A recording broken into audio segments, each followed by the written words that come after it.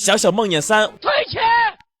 我相信绝大多数人买这个游戏都是为了小小梦魇这4个字买的。他这个系列的前2作确实做得非常好，故事完整，复原感拉满，可以说是神作中的神作。但是你第3部怎么就拉了一坨出来了呢？场景空洞，流程重复，操作感拉垮。刚推出2天，在 Steam 上已经是特别差评了。我宣布这个游戏应该是我2025年玩过最垃圾的一个恐怖游戏。我跟姑姑好兄弟在这个游戏一推出之后，我们就立马熬夜去录这个视频。结果你猜怎么着？有 70% 的流程我们都是在跑路、拉门、拉木板、跑路、拉门、拉木板中度过的。咱就是说他这个东西一定要双人互动吗？单人是拉不动这个门，拉不动这个木板吗？他整个游戏给我一个感觉，就是原本可以单人完成的一个东西，他硬要做成双人的。OK， 这个是游戏性上的问题，接下来就是操作上的问题。在大部分我们需要互动的地方，我们都需要非常准确的找到那个点才能互动到它。在没有剧情触发的时候还好，我们可以花时间去找那个点。但是追逐战的时候，你告诉我跳不上那个箱子，因为我没有抓到判定那个点。你这个判定这么严格吗？就必须得是那个点是吗？这一场追逐战咱们起码死了10几20次，就是因为可能我们没有抓到那个点，或者说在过木板的时候，我们因为一些莫名的 bug 突然间飞起来了。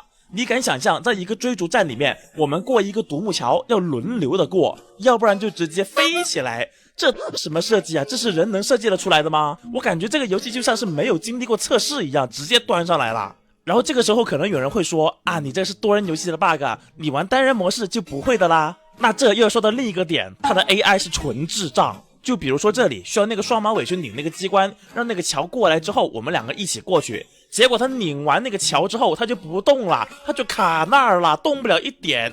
我这个游戏就卡在这儿了。关于这种 AI 上的操作上的问题层出不穷，我甚至都不想说他那个开伞，他那个开伞有延迟，并且你一碰到任何东西，他那个伞就会自己关掉。我在这里死了起码不下10次。OK， 好，这个是操作上的问题，接下来就是剧情的问题。在前2作里面是有明显的故事线、时间线的，就比如说小六从泰恩号上逃出来，泰恩号上发生了什么，还有在这之后他碰见了 Mono， 他跟 Mono 的一些爱恨情仇，最后小六抛弃 Mono 黑化的一个过程，我们都能看到一个很明显的故事。但是在小小梦魇3里面，我们经历了各种故事之后，你来告诉我这其实是我们的一个幻想，那个双马尾其实是我们的一个玩偶，这一切都是我们的涂鸦里面的一些幻想。不是哥们儿，故事是这么写的吗？这就相当于我玩了这个游戏4个小时，在4个小时之后，你告诉我这都是一场梦，没了。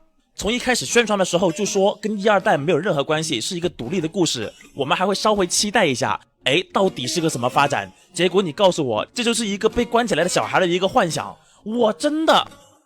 并且假如你玩过前2代的话，你在玩小小梦魇3的时候会有各种既视感，就比如说这个地方像不像2代那个猎人小屋，还有这里跟2代那个医院一模一样，再来就是这里跟第1代第4章那些胖子完全没有区别，我就各种既视感，你知道吗？机关是没有任何创意的，场景是缝合1、2代的，操作是拉垮的，剧情是没有的，就连你主打的多人联机都是不稳定的，各种掉线。然后你告诉我这个游戏值178，并且这还是基础版，如果豪华版的话要268，我都不知道你是怎么赶到这个价的，你良心不疼吗？